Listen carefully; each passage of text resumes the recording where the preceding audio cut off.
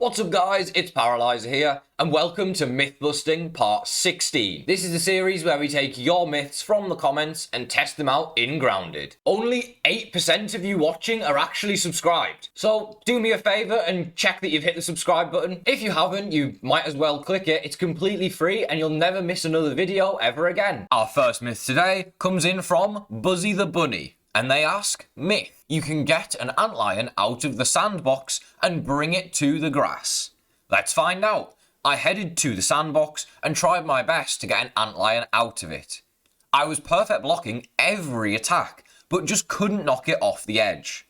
So I'm going to say this myth is busted, as it seems almost impossible to get the antlion out of the sandbox in the first place. Our next myth of the day comes in from Kevin, and he says, myth.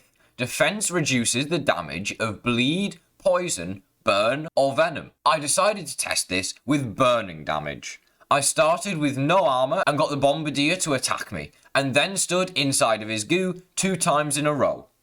This took my health to basically half. I tried this again with a full set of roly-poly armor, and it did the exact same amount of damage. So this myth is busted. Having armor on doesn't change the amount of damage you take from burn, and I'm pretty confident it's the same for poison, venom, and bleed, as they are all effect damages. Today's next myth comes in from Goku Black, and they ask, myth, the antlion digging attack can be cancelled by shoveling them. Last time we found out that you can dig up antlions from the ground, but can you do this when they do their berry attack? I found an antlion, and when it did its berry attack, I decided to try and dig it up. But sadly, it didn't work, meaning this myth is busted.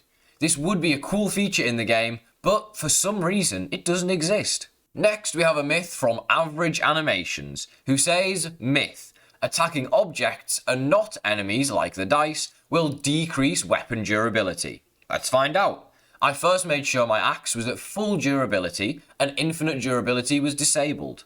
Then I ran around hitting a few dice and checked if I could repair the tool, but I couldn't. So this myth is busted. Hitting inanimate objects doesn't reduce your weapon durability. Our next myth today comes in from Is So Sis, and they say, myth, ant eggs can hatch underwater. Let's find out. I headed to the pond lab as I didn't want to drown while doing this in my survival world. I swam down and the ant eggs started hatching. When they hatched, the ants proceeded to fall and then drown. So this myth is confirmed, the eggs do hatch underwater, but you can't use this to farm ant parts as the loot becomes water damaged. The next myth today has been sent in by Frost Rain, and they say, myth, is the worse ending more difficult than the better ending? Let's test it out. In order to figure this out, I had to beat the final defense twice. First, I beat it before Schmector was dead on mild, and I had to kill 23 firework ants, 3 fireflies, 2 ladybirds, 6 fire soldier ants, 3 black ox beetles, 7 dust mites, 5 bombardier beetles, and a tiger mosquito. Then I went and I killed Schmector and tried the final defense again.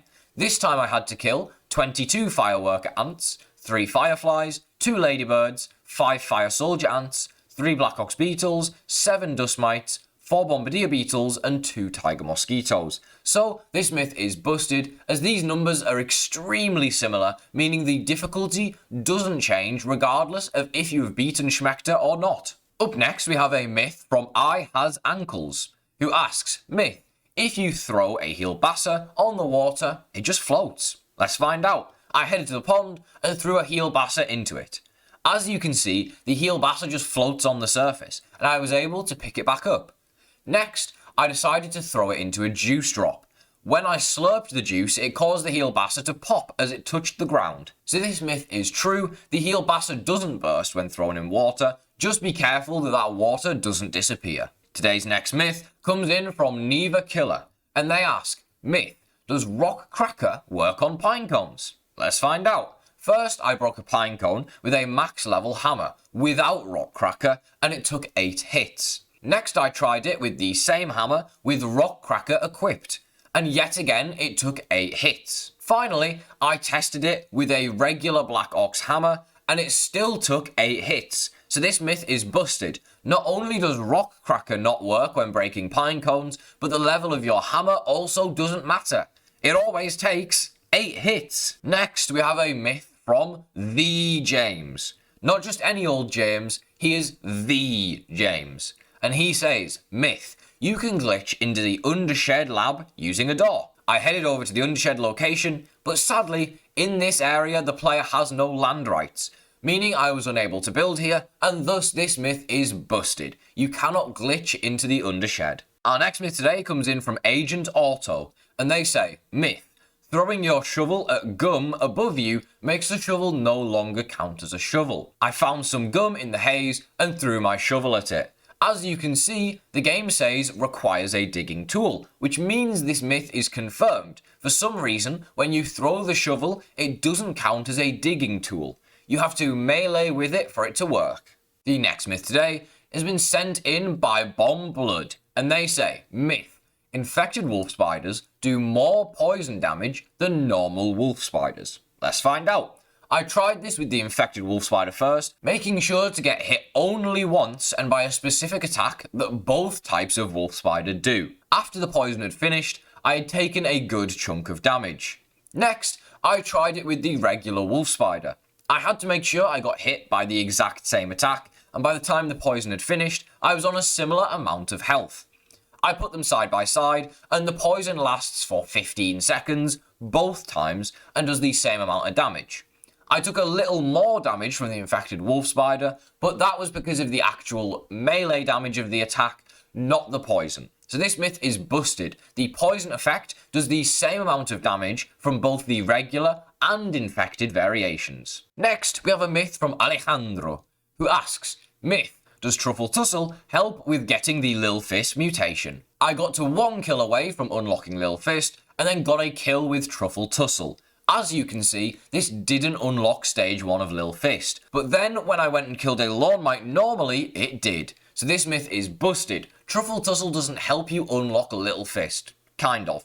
If the hit that kills the enemy has Truffle Tussle, it won't count towards unlocking the mutation. If you get Truffle Tussle at any other point, and the final hit is with your fists, then you're fine. Not with anything else like poison damage or any other effects. Our penultimate myth is a follow-up on a myth from last time, and comes in from Karubis. And they say, you didn't take fall damage from the bounce web. You took it from the floor. Put the bounce web on a pedestal. The first thing I tried was putting the bounce web on a half floor and bouncing on the side with no floor beneath it. This still killed me. Next, I tried setting the bounce height to 0 and jumping and placing it as I landed.